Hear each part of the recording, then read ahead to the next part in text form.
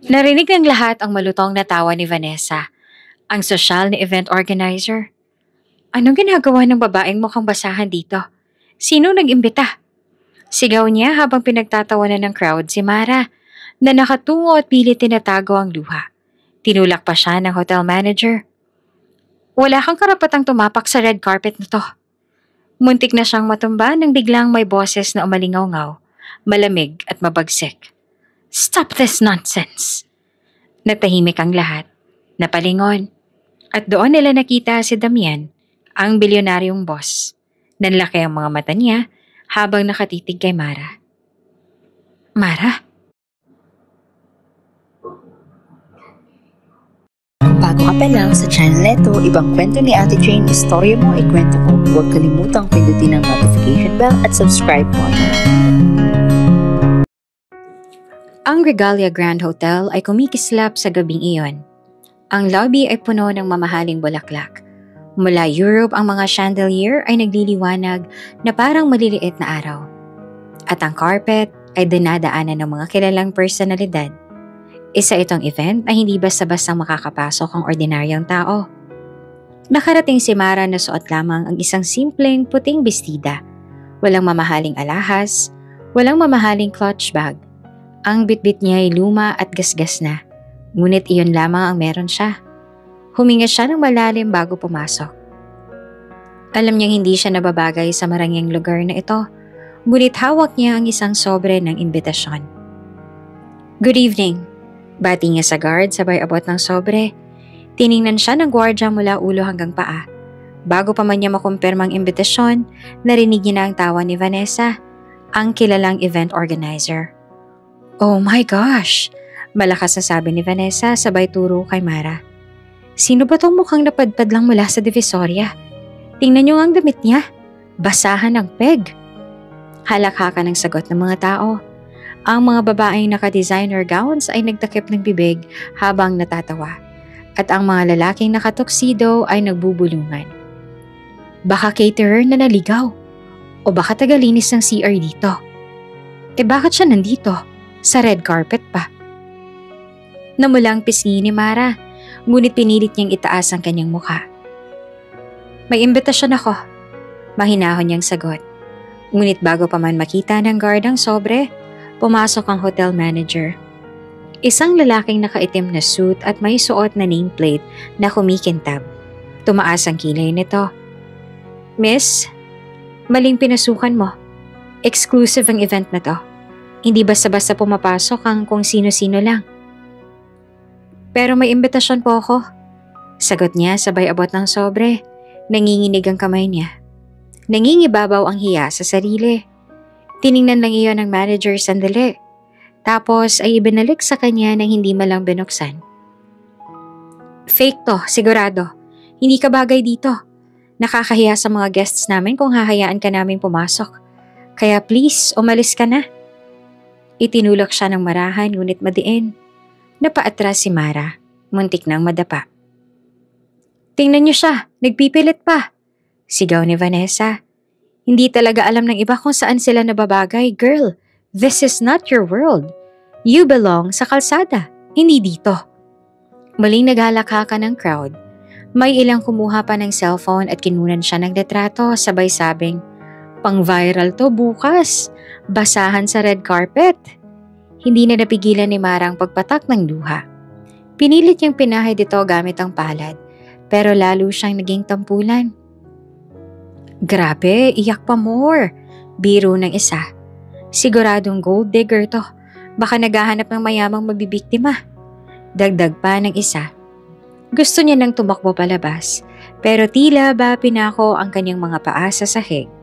Ang dignidad na pilit niyang pinanghahawakan ay unti-unting nadudurog. Lumapit muli ang manager. Mas mapangahas na ngayon. Security? Tawag niya. Palabasin ang babaeng to bago siya magkalat pa ng kahihiyan dito sa hotel. Dalawang gwardya agad ang sumulpot at hinawakan si Mara sa braso. Nagpumigla siya. Sandali lang. Hindi ako magnanakaw. Hindi ako istorbo. May imbitasyon ako. Ngunit hindi siya pinakinggan, mas lalo pa siyang hinila palayo. Sa gilid, si Vanessa naman ay nakangisi. Aliw na aliw. Kaya dapat may dress code talaga para hindi na nakakalusot ang mga tulad niya. Nakakahiya, nakakababa ng standards ng event. Muli na namang nagtawanan ng mga tao. Ang mga flash ng camera ay patuloy na kumikislap. Hindi para i-feature siya bilang guest, kundi para gawing meme at pagtawanan sa social media. Habang hinahatak siya ng security palayo, ramdam ni Mara ang bigat ng mga mata ng crowd sa kanya. Mga matang puno ng panghuhusga, mga matang matagal niya nang kinatatakutan. Hindi ako dapat nandito, bulong niya sa isip. Mali ang lahat. Nanginginig ang kanyang katawan at sa bawat pagtawa ng crowd, para siyang unti-unting nilalamon ng lupa. Nagpatuloy ang tawanan at bulungan sa loob ng Regalia Grand Hotel Ballroom. Matapos silahin ng guard si Mara palayo, halos mawala na siya ng lakas nang marinig niyang malakas na fanfare ng trompeta. Biglang sumara ang malalaking pinto, tsaka bumukas muli.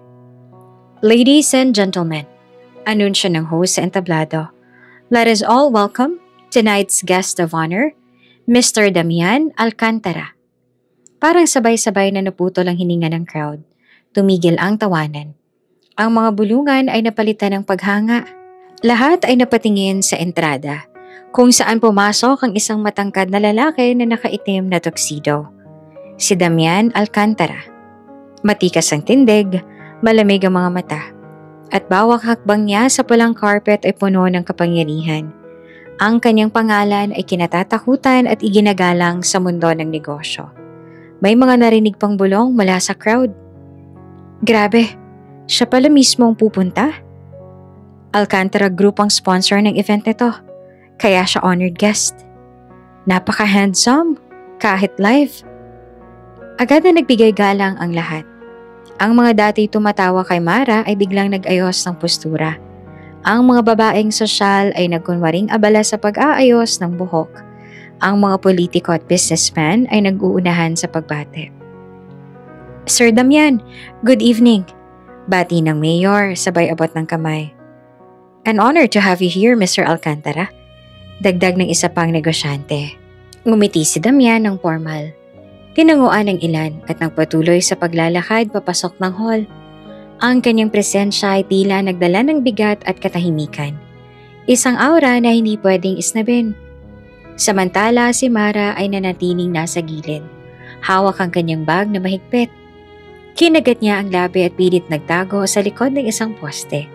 Ayaw niyang makita siya ni Damian. Ayaw niyang muling bumalik ang mga alaala ng kanilang nakaraan.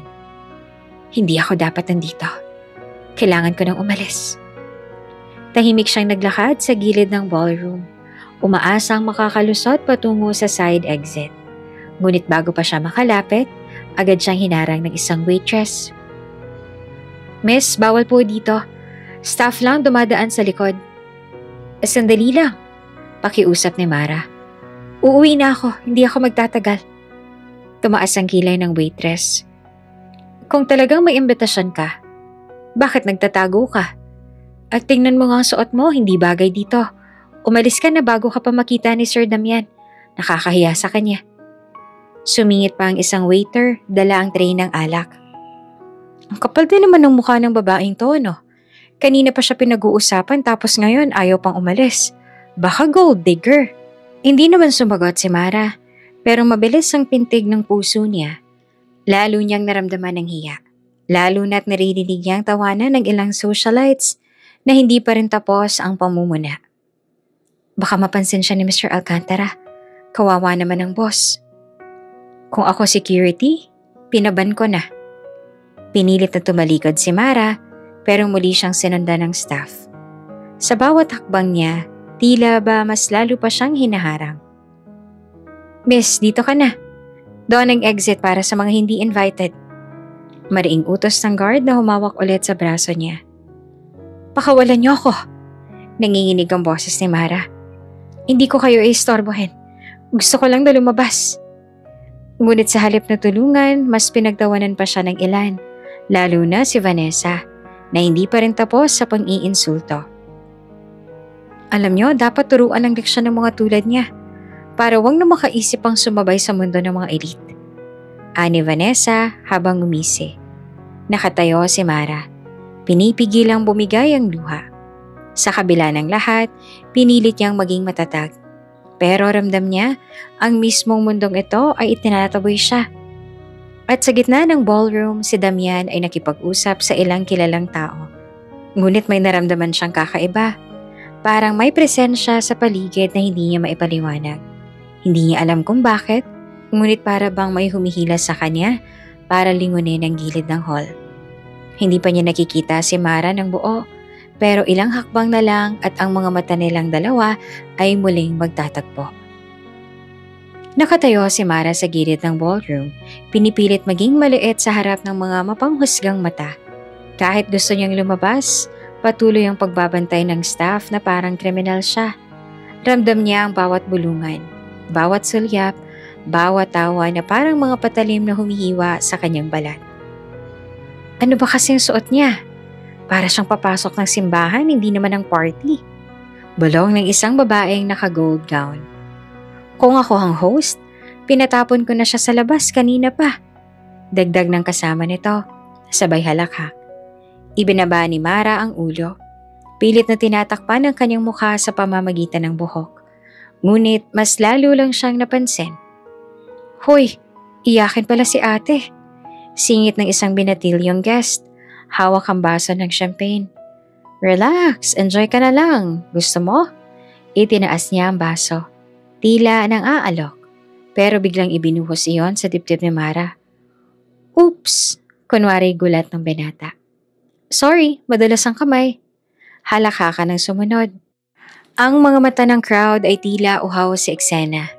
Aliw na aliw sa pagkakabasa ni Mara. Dumaloy ang malamig na alak mula sa leeg pababa sa kanyang bestida. Iniwan siyang basang-basa at lagkit na lagkit.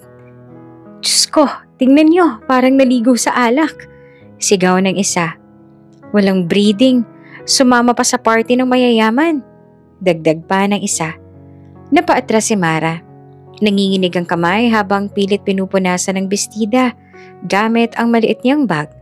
Ngunit sa bawat galaw niya ay mas lumalakas ang tawanan ng mga tao. Maghahanap kaya siya ng tissue? Huwag kang mag-alala ate, baka sa kusina may basahan. Ha, bagay nga sa kanya. Basahan para sa basahan.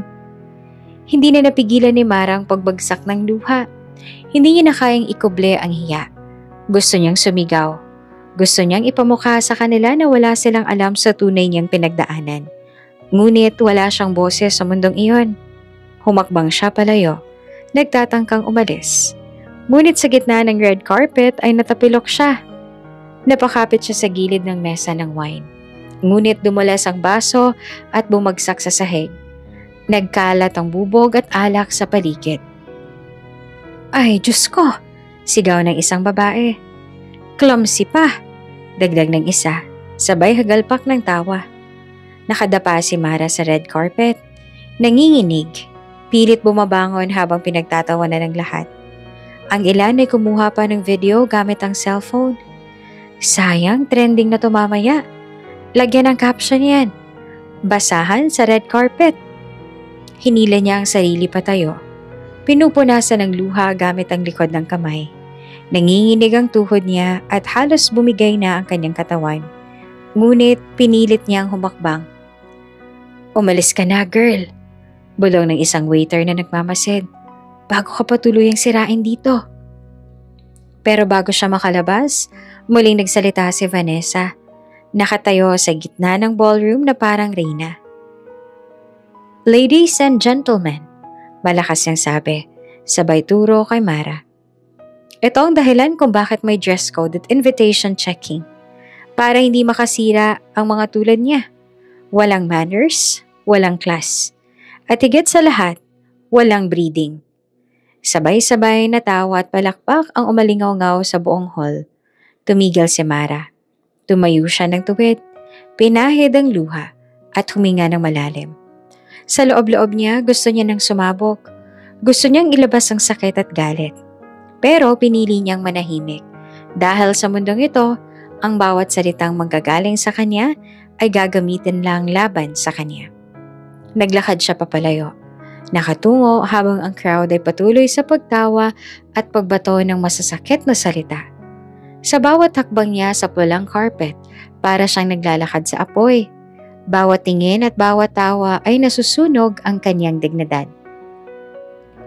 Muling nagbalik sa normal ang musika matapos ang maliit na kaguluhan sa gilid ng ballroom. Ang mga bisita na kanina lamang ay aliw na aliw, ngayon nagkunwaring abala sa kanilang mga kausap. Ngunit ramdam sa hangin ang tensyon, parang may iniwang bakas ang nangyari. Nasa gitna ng hall si Damian Alcantara. Abala sa pakikipagkamay sa mga opisyal at kilalang personalidad. Ang presensya niya ay sapat para muling magdala ng bigat sa gabing iyon. Ngunit sa gitna ng lahat ng pagbate at ngiti na ibinabato sa kanya, may naramdaman siyang hindi maipaliwanag. Parang may humihila sa kanyang atensyon. Mr. Alcantara, it's an honor. Bati ng isang foreign investor. Bagya siyang tumango. Ngunit hindi doon nakatutok ang kanyang isipan. May kakaibang ingay mula sa gilid. Hindi halakhak, hindi palakpak. Isang uri ng tensyon na hindi akma sa engranding selebrasyon. Dahan-dahan siyang lumingon. Sa dulo ng red carpet may babaeng nakatalikod. Pilit binubuhat ang sarili mula sa pagkakaupo. Basang-basa ang kanyang bestida. May bakas ng alak sa tela at halatang nanginginig pa ang mga kamay. May staff na nag-aayos ng nabasag na baso, habang ang ilang bisita naman ay nagkakatinginan pa rin. Hindi makapaniwala sa eksenang nasaksihan. Napako ang tingin ni Damian. Hindi. Mabigat ang bawat takbang niya habang dahan-dahang lumapit. Hindi siya nakikinig sa mga tinig na patuloy na bumabate sa kanya. Ang lahat ng tunog sa paligid ay tila naglaho, maliban sa pintig ng kanyang puso na bumibilis sa bawat segundo. Unti-unting nag-angat ng ulo ang babae. At doon, nasinayan niya ang mga mata na mapurol, puno ng pagod, ngunit imposibleng hindi niya makilala. Mga matang minsan ay naging tahanan niya, minsang minahal ng higit sa lahat. Tumigil ang kanyang paghinga. Nawala ang lahat ng tao sa kanyang paningin.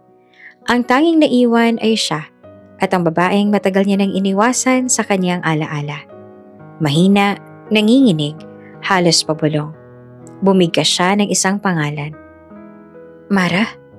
At sa isang iglap, natigil ang lahat ng bulungan at galaw sa paligid. Parang mismong oras ay huminto, habang ang buong ballroom ay sakses sa pagbabalik ng isang nakalipas na hindi nila inaasahang muling mabubuksan. Mara? Ang pangalan ay bumulong mula sa labi ni Damian at para bang pinutol nito ang hangin sa buong silid. Lahat ng bisita ay napatingin. Hindi sa babaeng basang-basa ng alak, kundi sa reaksyon ng bilyonaryong kilalang kilala sa pagiging malamig at matatag. Kasunod noon umalingaw-ngaw ang kanyang boses. Malamig, mabigat at puno ng galit. Stop this nonsense! Naputol ang tugtog ng banda. Ang violinista ay muntik nang mabitawan ng hawak at ang drummer ay natigilan na parang may nagputol ng kuryente. Ang katahimikan ay bumalot sa buong ballroom. Lumakad si Damian papunta sa gitna. Bawat hakbang ay mabigat na parang hampas sa dibdib ng lahat ng naroroon. Walang sino mang naglakas loob humarang. Ang mga bisita na kanina lamang ay nagtatawanan at nagsisigawan ay biglang nag-ayos ng postura at nagkunwaring inosente. Tinutok niya ang tingin sa hotel manager. Ikaw! Nanigas ito sa kinatatayuan at namutla. Sir, I can explain. Explain? Singhal ni Damian. Dumagundong ang tinig. You allow this to happen in my presence? Pinahiya ninyo ang isang babae sa mismong event na dala ang pangalan ko. Walang makapagsalita. Ang crowd ay nagbulungan, ngunit walang naglakas loob na magsalita ng malakas. Lumipat ang malamig na tingin ni Damian kay Vanessa, ang event organizer. And you, ikaw ang nag-imbita ng mga bisita. Is this how you run an event? By humiliating a guest? Kumunot ang noon ni Vanessa, pilit na ngumiti. Pero nanginginig ang labi. Sir, I was just maintaining the standard of the party. Standard? Matalim na putol na Damian. Since when is cruelty the standard? Natahimik ang lahat. Ang mga taong kanina lamang ay aliw na aliw sa kahihiyan ni Mara, ngayon ay parang napaso sa kanilang mga upuan. Ang ilan ay mabilis na ibinaba ang cellphone na kanina pang nakatutok sa eksena. Takot na baka mahuli ni Damian. Umangat ang boses niya, mas mariin. Listen carefully. I will not tolerate this. Effective immediately. Huminto siya. Tinitigan ng manager na halos lumuhod na sa kaba. Suspend the license of this hotel. Parang sabay-sabay na bumuntong hininga ang mga tao. What? Bulong ng isang socialite. Hindi totoo yan, sabi ng iba. Ngunit mariin ang mukha ni Damian. Hindi siya nagbibiro. Sir Damian, please. Halos lumuhod ang manager. Pawisan kahit malamig ang aircon. Give us a chance to. Enough. Putol ni Damian na malamig ang boses. Your chance ended the moment you let this humiliation happen. At sa isang iglap, nagulo ang ballroom. Ang ilang bisita ay nagtakbuhan palabas. May mga nagulat at hindi alam ang gagawin. Ang press ay nagmadaling kumuha ng retrato. Alam na lang ito ang magiging headline bukas. Si Damian walang ibang sinabi. Ang presensya niya ay parang bagyong dumaan at nag-iwan ng sindak sa lahat. At doon nagtapos ang gabi. Hindi sa musika, hindi sa sayawan, kundi sa isang utos na yayanig sa buong industriya ng hotel. Suspend the license of this hotel immediately. Tahimik ang ballroom matapos ang malakas na utos ni Damian. Ang mga bisita ay nagkakatinginan, hindi makapaniwala sa eksenang nasaksihan. Sa gitna ng lahat, lumapit si Damian kay Mara. Malakas ang pintig ng puso ni Mara habang papalapit siya. Parang lahat ng alaala ng kanilang nakaraan ay bumalik sa isang iglap. Let's go. Malamig ngunit mariing sabi ni Damian habang iniabot ang kamay niya kay Mara. Nagulat ang lahat. Ang babaeng kanina'y pinagtatawanan ngayon inaanyayahan mismo ng bilyonaryo na siya lamang ang kinatatakutan at iginagalang ng crowd. Wait, kilala niya pala yung babae? Bulong ng isang socialite. Imposible. Sino ba siya? Sagot ng isa. Si Mara nanginginig ay agad na umatras. Umiwas ng tingin. Pinunasan ng luha gamit ang likod ng kamay. Huwag. Mahinang sagot niya. Halos pabulong pero narinig ng mga malapit. Hindi ko kailangan ng tulong mo. Nanlaki ang mata ng mga tao. Parang gumuho ang mundo nila sa narinig. May lakas ng loob na tumanggi kay Damian Alcantara. Mara. Tinig ni Damian na mas banayad na ngayon pero puno ng bigat. Umaling na si Mara. Matagal na tayong tapos, Damian. Wala ka ng obligasyon sa akin. Nagsimulang magbulungan ng crowd. Matagal na tayong tapos? Ex? Ex niya ba? Si Vanessa na kanina ay kumpiyansang nanunukso, biglang natigilan. Ex-wife? Halos mapasigaw siya at hindi makapaniwala. Lalong naging mausisa ang mga mata ng mga bisita. May mga kumuha ng cellphone para i-video ang bawat sandali. Please, mariing sabi ni Damian, muling iniabot ang kamay. You don't deserve this humiliation. Hindi kita iiwan dito.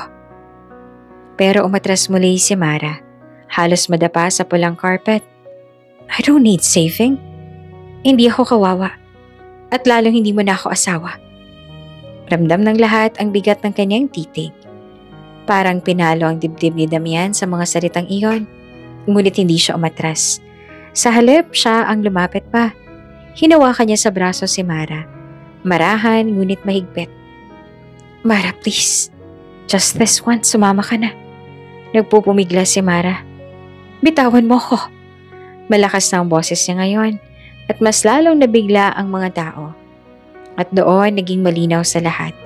Hindi basta kakilala, hindi basta kaibigan. Ang babaeng ito ay may malalim na koneksyon kay Damian Alcantara. Isang koneksyon na pilit nilang ikinukuble. Si Damian, kahit ramdam ang pagtutol ni Mara, ay hindi nagpakita ng kahinaan. Ang kanyang mga mata ay puno ng determinasyon. Kung ayaw mong sumama, fine. Pero hindi na kita hahayaang pagtawanan ulit. Umikot siya at hinarap ang crowd. Anyone who dares touch her again will deal with me. Nagkatinginan ng lahat. Walang naglakas loob na magsalita. Si Mara ay nakatayo pa rin, nanginginig.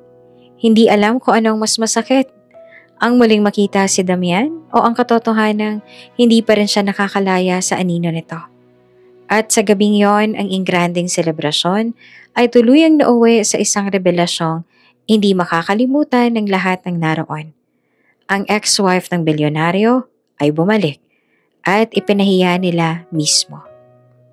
Habang nakatingin si Mara kay Damian, tuloy-tuloy ang pagpatak ng luha sa kanyang pisngi. Pilit niyang pinipigilan, ngunit bumabalik sa kanyang alaala ang lahat. Ang mga ilaw ng lungsod na kumikislap sa labas ng bintana ay tila nagiging imahe ng nakaraan, ang araw ng kanilang kasal.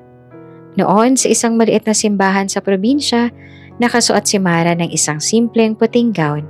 Hindi mamahalin, ngunit suot niya ito ng may buong pagmamahal. Ang bulaklak na hawak niya ay binili lamang sa palengke.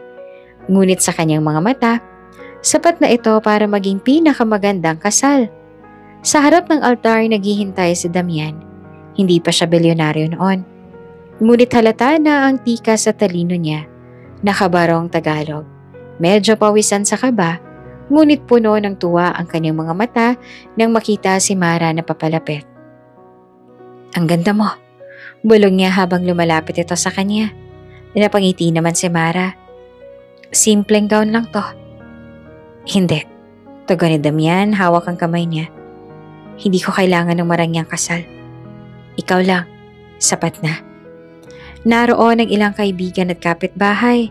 Masaya, nagpalakpakan nang sila'y magsumpaan ng pagmamahalan. Ang pare ay nagtanong, Damian, tatanggapin mo ba si Mara bilang iyong asawa? Sa hirap at ginhawa? Tatanggapin ko, mariin niyang sagot. At kay Mara naman, tatanggapin mo ba si Damian? Oo, umiiyak na sagot niya. Buong puso. Paglabas sila ng simbahan, walang limousine. Walang mamahaling bulaklak na naghihintay.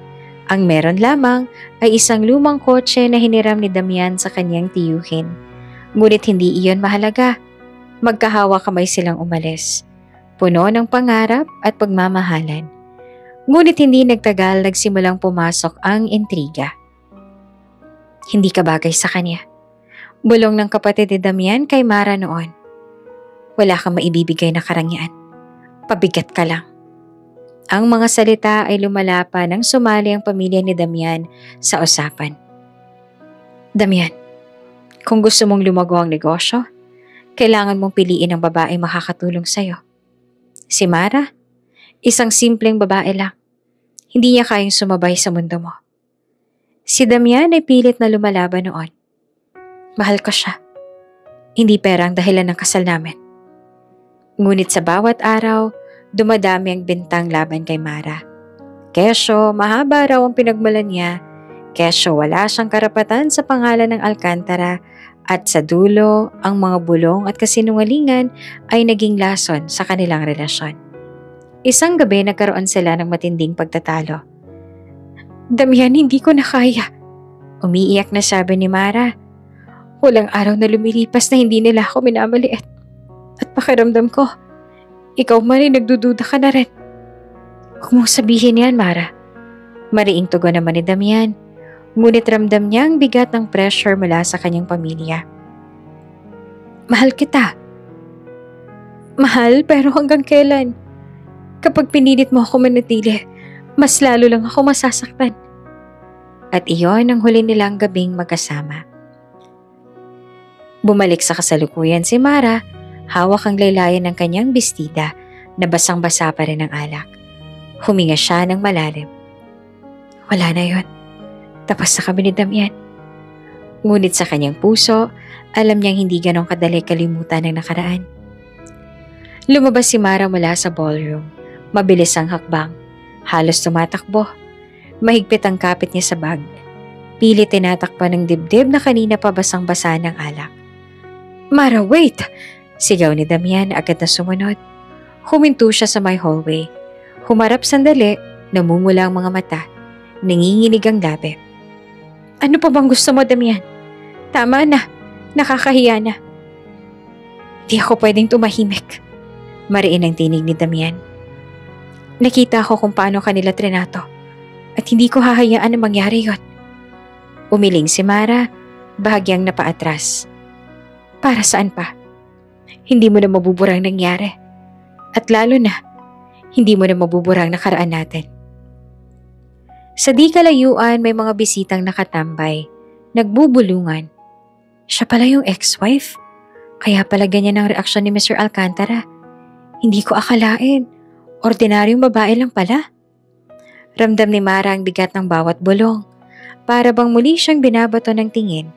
Hindi lang bilang bisita ang pinahiya, kundi bilang babaeng iniwan at ngayon ay muling nasa spotlight.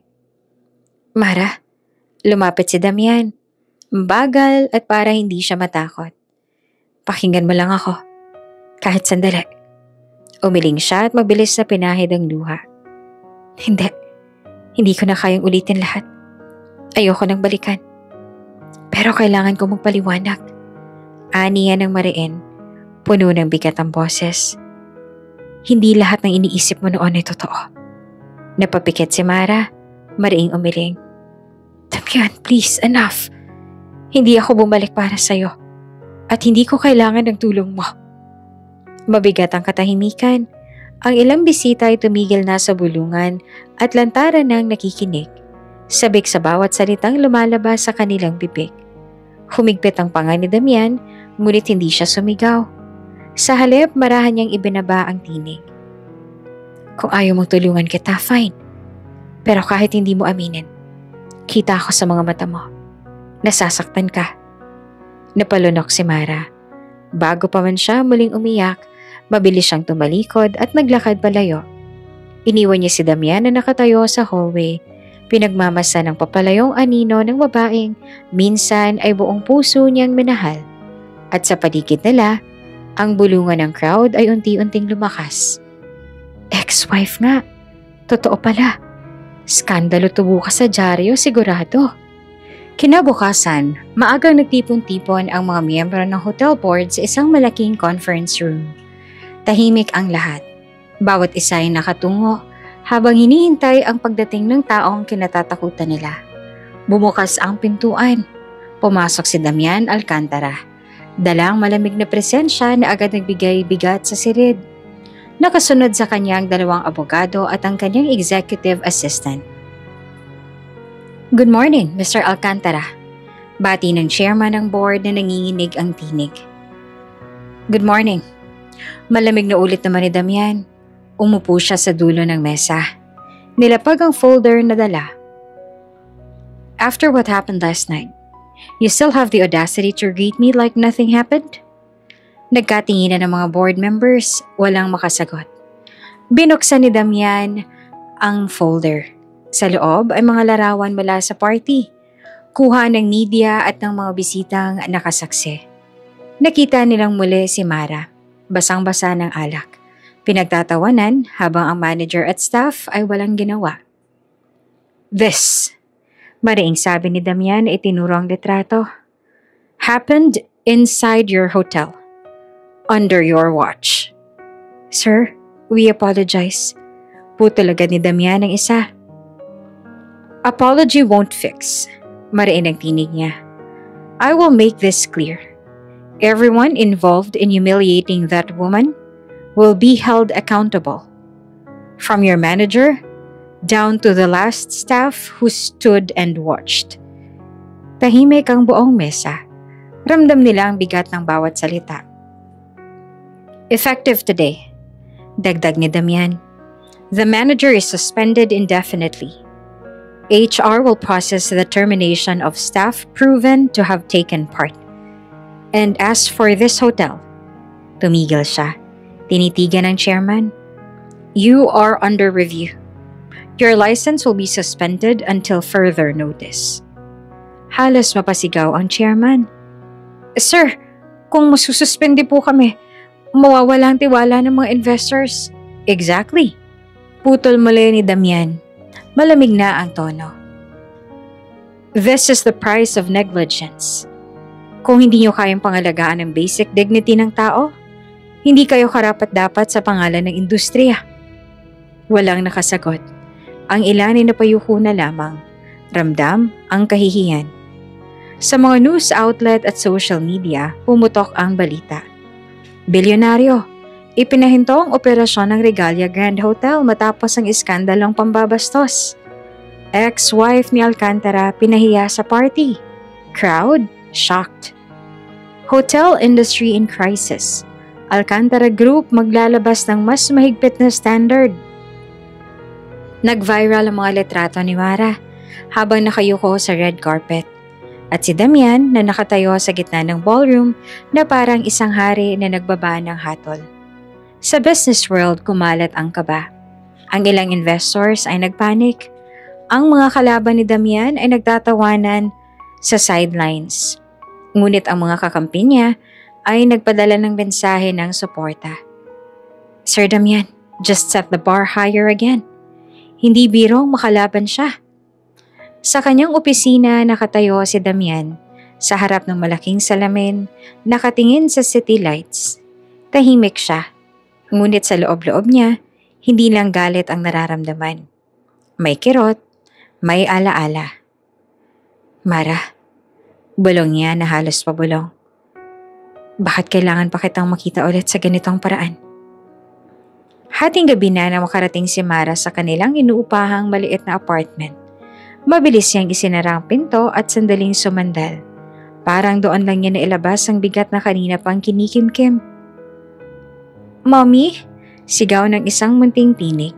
Mabilis na tumakbo ang isang batang babae. Mga 8 taong gulang na nakapajama na may print ng bituin. Niyakap nito si Mara ng mahigpit. Napaluha siya. Agad niyang niyakap ang anak. Anak, gising ka pa?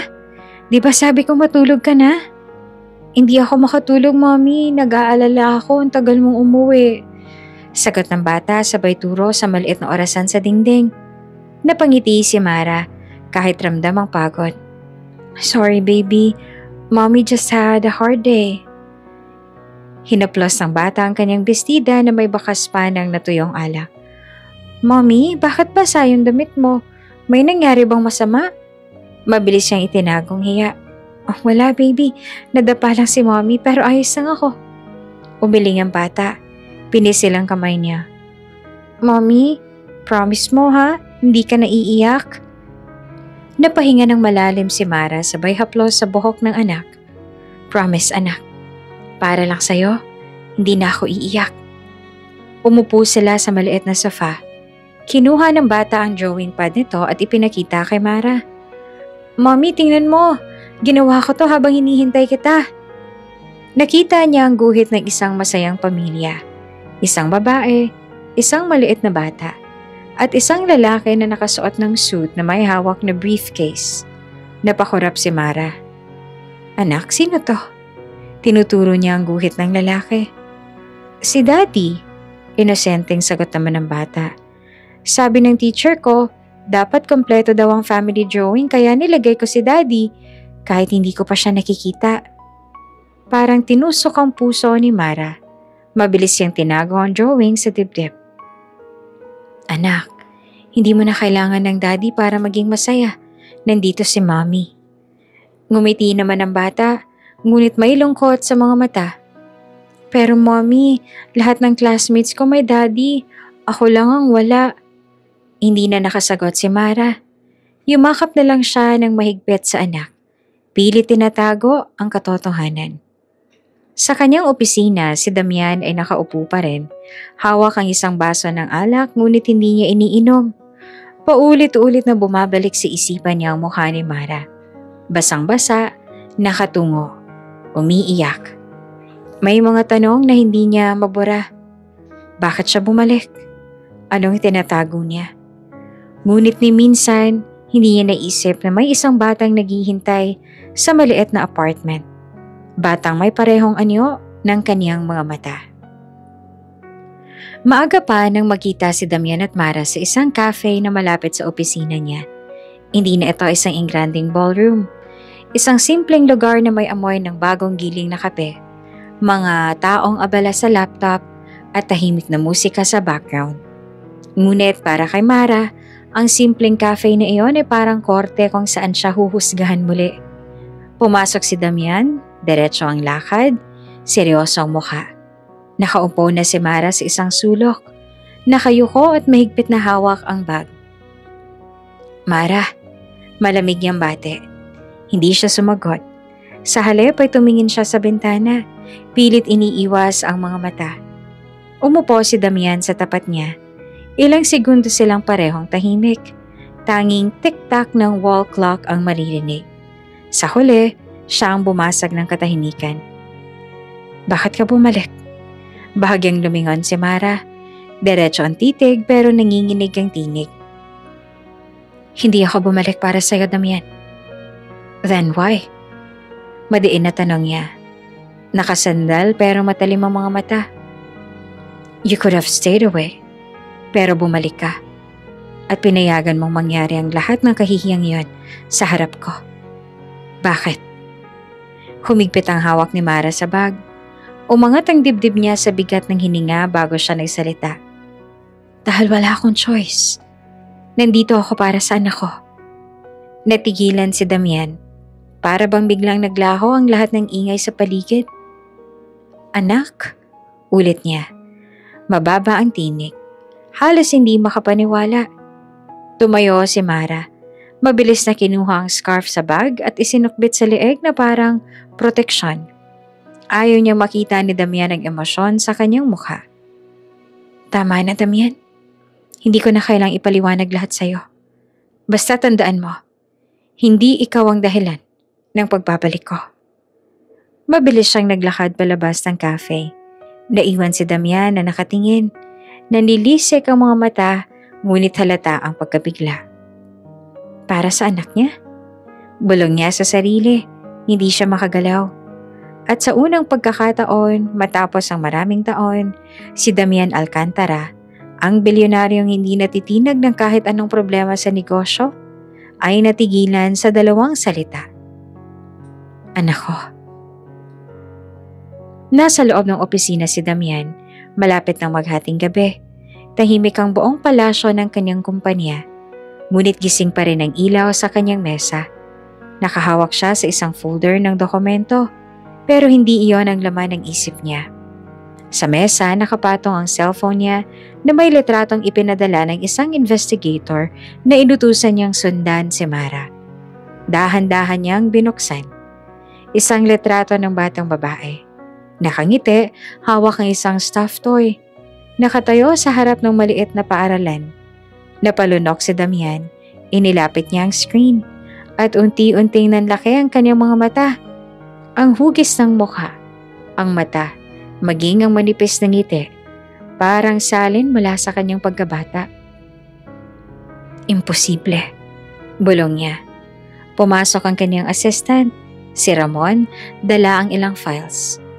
Sir, these are the documents you asked for. Leave them. Putol ni Damian at hindi inaalis ang tingin sa litrato. Napansin ni Ramon ang ekspresyon ng amo. Sir, is there a problem? Umiling si Damian ngunit mariing nakapikit. That child. Tell me more about her. Anong pangalan niya? Her name is Leah, sir. 8 years old. Nakatira sila ng nanay niya sa isang maliit na apartment sa Tondo. The mother's name is Mara. Mas lalo pang bumigat ang dibdib ni Damian. Tumayo siya at naglakad papunta sa malaking salamin ng opisina. Hawak pa rin ang cellphone. Leah. Mahina ang ulit niya. Bumalik siya sa mesa at agad na kinuha ang intercom. Contact a private laboratory. I want a DNA test arranged. Discreetly. Walang ibang makakaalam. Yes, sir. Sagot ng sekretary sa kabilang linya. Pagkababa niya ng telepono ay muling tumingin si Damian sa litrato. Sa wakas, ang matagal niya ng hinala ay unti-unting nagiging malinaw. Hindi siya makapaniwala. Ngunit sa puso niya alam niyang may posibilidad. Isang posibilidad na hindi niya pwedeng baliwalain. Sa loob ng isang marangyang bahay sa Forbes Park, nagtipon ang ilang miyembro ng pamilya Alcantara. Sa gitna ng mesa, nakaupo si Selena, half-sister ni Damian. Elegante ang suot ngunit matalim ang tingin. Unbelievable, aniya habang hawak ang tabloid na may headline. Ex-wife ni Alcantara, pinahiya sa hotel. Damian, galit na galit. Itinapon niya ang dyaryo sa mesa. Pinagtatawanan na tayo. At bakit? Dahil sa babaeng yon. Umiling ang tiyahin nilang si Doña Leticia. Kung ako si Damian, matagal ko nang pinatapon si Mara. Pero alam niyo naman ang kapatid ninyo, pusong mamon pagdating sa babae. Nagtaas ng kilay si Selena. Hindi ko hahayaan. Kung babalik si Mara sa mundo ni Damian, sisirain niyang lahat ng pinaghirapan natin. Lumapit ang isa niyang pinsan. Anong plano mo? Ngumisi si Selena, malamig at mapanganib.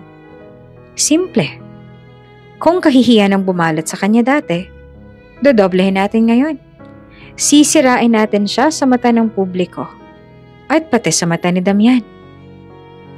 Habang naglalakad si Mara palabas ng palengke, matapos bumili ng gulay, biglang may dalawang babaeng lumapit. May hawak silang cellphone at kitang-kita ang mapanuyang ngiti. Ay, siya nga yun.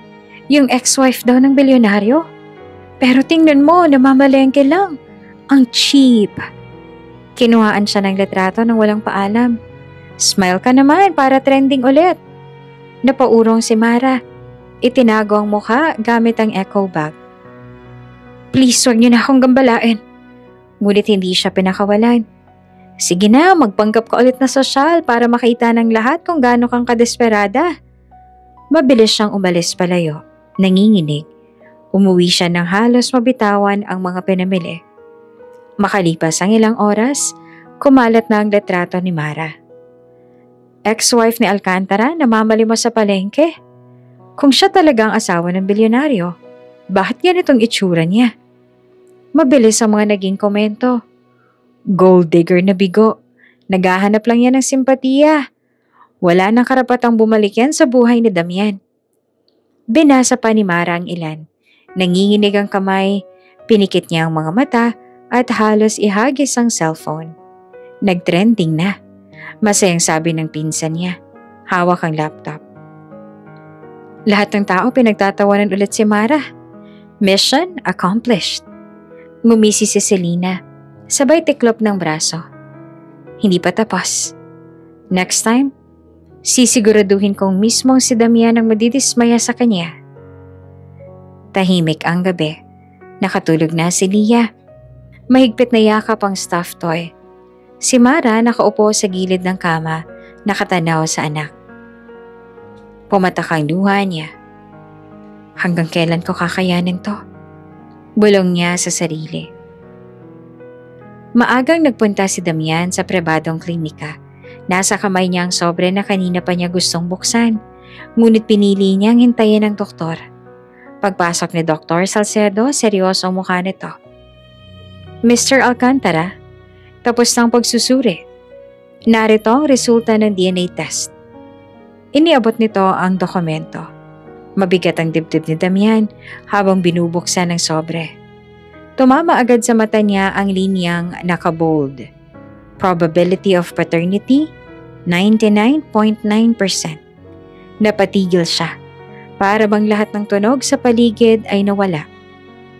Anak ko, mahina niyang bulong. Napasandal siya sa upuan. Hawak ang papel na parang ito ang pinakamabigat at pinakamahalagang dokumentong natanggap niya sa buong buhay. Kinahapunan sa apartment ni Mara, kumatok si Damian ng ilang beses hanggang sa bumukas ang pinto. Nakatayo si Mara. Halata ang kaba at gulat sa mukha. Ano na naman, Damian? Malamig niyang tanong. Hindi agad sumagot ang lalaki. Sa halip, hinugot niya ang papel mula sa bulsa at iniabot. Mara, I know the truth. Leah is my daughter. Nanlaki ang mga mata ni Mara. Paano mo? DNA test. Putol ni Damian. Wala nang duda. She is mine. Napatakip ng bibig si Mara. Nangingilid ang luha. Damian, please. Huwag mong gawin to. Huwag mong kunin sa akin si Leah. Sa likuran nila, sumilip si Leah mula sa kwarto. Mommy, sino yan? Mabilis na pumasok si Damian. Agad na lumuhod sa harap ng bata. Nang makita niya ng malapitan ng mukha nito, lalo na siyang naluha. Kamukha niya noong bata pa siya. Hi, mahina niyang bate na nanginginig ang tinig. I'm your daddy. Tahimik si Leah sa una, pero nang mapansin ang luha sa mata ng lalaki, dahan-dahan itong lumapit at yumakap. Daddy? Niyakap siya ni Damian ng mahigpit, halos hindi makapaniwala. Yes, anak. Daddy's here now. Si Mara naman ay nakatayo sa gilid, umiiyak. Hawak ang dibdib. Natatakot, naguguluhan. Ngunit kita sa kanyang mukha ang hindi mapigilang emosyon ng pagmamahal at takot na mawala ng anak. Mara, lumingon si Damian habang yakap ang bata. Hindi ko siya aagawin. Pero hindi na rin ako mawawala sa buhay niya. She's ours. Napaupo si Mara sa gilid. Tuloy-tuloy ang luha. Ang katotohanan na pilit niyang inilihim, ngayon ay tuluyan ng lumabas. At wala na siyang magagawa para pigilan. Tahimik ang maliit na sala. Nakaupo si Mara sa sofa, hawak ang basang panyo. Sa tabi niya mahigpit na nakayakap si Leah, habang si Damian ay nakatayo sa harap nila, parang isang akusado na handang husgahan. Mara, nagsimula si Damian, mababa ang tinig. I was wrong. Sa lahat ng bagay. Nagkulang ako. Hindi siya tumingin. Pinahid niya ang luha at mariing umiling.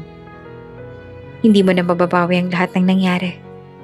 Ang sakit, Damian. Hindi lang basta iniwan mo ako. Pinaniwalaan mo silang lahat kesa sa akin. Lumapit si Damian. Marahang lumuhod sa harap niya. I know. At iyon ang pinakamalaking kasalanan ko. Pinakinggan ko ang pamilya ko at hindi ang puso ko. At dahil doon nawala ka. Sa gilid ay nakatingin si Leah, nagugulahan. Mommy, Daddy, bakit kayo nag-aaway? Mabilis na pinahid ni Mara ang luha at ngumiti sa anak. We're not fighting, anak. Just talking. Pero lumingon si Leah kay Damian. Hawak pa ang kamay ng ina. Daddy, say sorry kay Mommy. Pag nagkakamali ako, lagi akong pinagpagsabi ni Mommy ng sorry. Napatigil si Damian. Napatingin sa anak, tsaka muling bumalik ang tingin kay Mara. She's right, Mara. Huminga siya ng malalim. Nanginginig ang boses. I'm sorry. Sorry sa lahat ng sakit na ibinigay ko sa'yo. Sorry for leaving you alone. At sorry kung ngayon lang ako humarap bilang asawa at bilang ama. Sa wakas, tumingin si Mara sa kanya. Puno ng luha ang mga mata.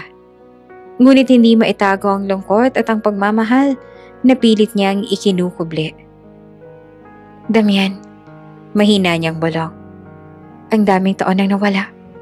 Lumapit si Leah at kinuha ang kamay ng dalawa at pinagdikit. Mommy, Daddy, bati na kayo please. Parehong napatitig si Damian at Mara sa anak. Sa gitna ng luha, napangiti si Damian. At kahit matigas pa rin si Mara, hindi niya maiwasang maramdaman ang init ng kamay na matagal nang nawala sa kanya. Sa maliit na sala na iyon, sa harap ng anak nilang walang kamuwang-muwang, nagsimula ang pagbitak ng yelo sa pagitan nila. Isang linggo matapos ang lahat ng iskandalo, nagdaos ng charity galang Alcantara Group sa isang 5-star hotel. Punong-puno ang ballroom ng mga kilalang tao, politiko, artista at negosyante. Sa entrance dumating si Damian, ngunit hindi siya nag-iisa. Nasa tabi niya si Mara. Naka-eleganteng long gown at hawak ang kamay ni Leah na nakasuot ng cute na white dress. Agad nabubuntong hininga ang crowd. Siya yun, yung babaeng pinahiya dati. At may bata? Anak nila? Tahimik si Mara. Ramdam ang bigat ng mga matang nakatingin. Hinawakan siya ni Damian sa kamay. Marahan ngunit matatag. "Don't worry," bulong niya. "Tonight, they'll know the truth." Umakyat si Damian sa podium, hawak ang mikropono. Tumigil ang musika, at lahat ng ilaw ay nakatutok sa kanya. "Ladies and gentlemen," panimula niya. Maraming nagulat sa nangyari noong nakaraang linggo. Pero ngayong gabi, I want to set the record straight. Lumingon siya at iniabot ang kamay kay Mara at inakyat ito sa entablado. Kasama si Leah. "This woman," itinuro niya si Mara, "is not just a guest. She is Mara, my ex-wife, and the woman I failed to protect." Nagbulungan ang crowd. May mga napatingin sa isa't isa. May ilan na hindi makapaniwala. At mas lalo pang lumakas ang boses ni Damian. "And this child," sabay karga kay Leah na kumapit sa leeg niya, "is our daughter." Napatakip ng bibig ang ilang babae. May mga naiyak, may ilan namang biglang napayuko sa hiya. Lalo ng mga kilala na kanina lamang ay naglalabas ng matatalim na bulong laban kay Mara. Grabe ang tapang ni Mr. Alcantara. Ang babaeng pinahiya natin noon, siya palang asawa niya. Wala na, tayo tuloy ang napahiya. Sa gilid ng entablado ay nakatayo si Vanessa. Hindi siya makagalaw. Nakatitig siya kay Mara na ngayon nakatayo ng taas noo. Hawak ang mikropono, muling nagsalita si Damian. "Hindi ko nahahayaang masaktan muli ang pamilya ko. So from this day on, if anyone dares to disrespect them, you will answer to me." Nagpalakpakan ng ilan. Ang mga mata na lumuha, ramdam ang bigat ng kanyang pahayag. Nilingon ni Damian si Mara. Marahang hinawakan ang kamay nito. Kahit hindi pa siya sumasagot, alam niyang naririnig ng buong crowd ang tibok ng puso nila sa katahimikan ng sandaling iyon. Maagang umaga, nasa opisina si Damian nang biglang pumasok ang kanyang assistant. Halata ang kaba sa mukha. "Sir, we have a problem. May breach sa system ng Alcantara Holdings. Someone's trying to siphon the funds." Mabilis na tumayo si Damian. "What? Kanino galing?" "Hindi pa namin alam, sir, pero mabilis ang galaw nila. Kung hindi maaagapan, milyones ang mawawala." Si Mara na naroon para ihatid si Leah sa school bago pumasok si Damian ay nakarinig ng usapan. Lumapit siya. "Damian, anong nangyayari?" "Sabotahe." Maikling sagot niya. Seryoso ang mukha. "And it looks like insider ang gumagalaw." Naka-on ang malaking projector, ipinapakitang mabilis na paglilipat ng pondo sa offshore accounts. Nagpapanik ang ilang executive. "Sir, hindi namin matrace. Blocked ang access codes. Baka kailangan na nating isara ang system." Biglang nagsalita si Mara. Nakatayo sa likod. "Wait, don't shut it down yet." Nagtinginan ng lahat. Miss Mara, you don't understand. This is technical." Ngunit lumapit siya sa laptop. "Ang kapatid ko dati IT specialist. Tinuruan niya ako ng basic tracing. Tingnan niyo tong pattern, hindi random. Pare-pareho ang oras ng transfers. Every 30 seconds, may iisang access point." Napakunot ang noo ng head of IT. Tiningnan ng screen at biglang nanlaki ang mata. "She's right. May butas pa. Pwede nating i-counter." "Then do it," utos ni Damian. Ngunit nag-aatubili ang IT head. "Kung magkamali tayo, baka tuluyang mawala ang system." Huminga ng malalim si Mara. Hinawakan ang keyboard. "Let me try. Kung gagamitin ko ang backdoor sa audit files, pwede nating i-freeze ang transfer bago umabot sa final account."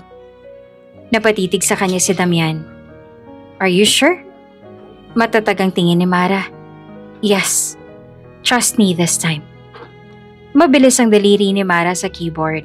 Sa screen, tumatakbo ang mga code at linya ng data. Ang bawat segundo ay parang bomba na malapit ng sumabog. 20 seconds left before next transfer. Sigaw ng isa. Almost there. Sagot naman ni Mara na pawis ang noo. 10 seconds. Si Mara ay mabilis na nag-type ng override code. Come on, please work. Nag-flash ang screen ng pula, tsaka bigla naging berde. Transfer failed, account frozen. Napasinghap ang lahat. We did it! Sigaw ng IT head. Mabilis na bumagsak ang balikat ni Mara. Ngunit ngumiti siya sa wakas. Safe ng funds. Hindi na sila makakagalaw. Tahimik ang boardroom. Lahat ay nakatingin kay Mara. Hindi makapaniwala. Lumapit si Damian, seryoso ang mukha ngunit kita ang paganga sa mga mata. Mara, you saved my company. Bahagya siyang ngumiti, ngunit agad ding umiwas ang tingin. Ginawa ko lang ang tama. Ayoko masira ka sa mata ng lahat. Hinawakan ni Damian ang kamay niya. Marahan pero matatag. No, Mara. You didn't just save the company. You reminded me why I fell in love with you in the first place. Natigilan si Mara. Hindi siya nakasagot.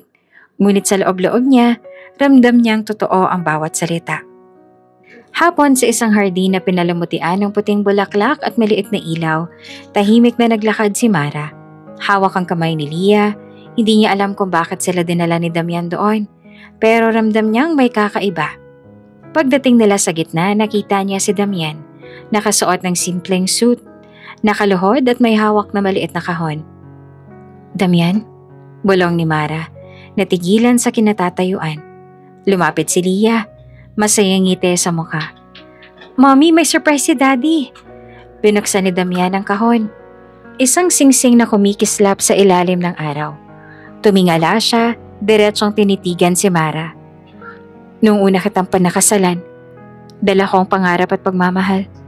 Pero ngayon, dala ko na rin ang lahat ng natutunan ko sa pagkakamali. Mara, will you marry me again? This time sa harap ng anak natin at sa harap ng lahat ng nanakit sa atin noon. Nag-init ang mga mata ni Mara. Damian, paano kung hindi na kaya ng puso ko? Lumapit si Lia. Kinuha ang kamay ng ina at inilagay sa kamay ng ama. Mommy, please. Buo na tayo. Hindi na nakapagsalita si Mara. Tumango siya. Luhaan ngunit nakangiti. Yes, I will. Isang buwan matapos ang proposal, ginanap ang kasal sa isang malaking simbahan. Dumating ang mga taong minsang nanghusga, ang mga socialites, ang hotel manager, si Vanessa.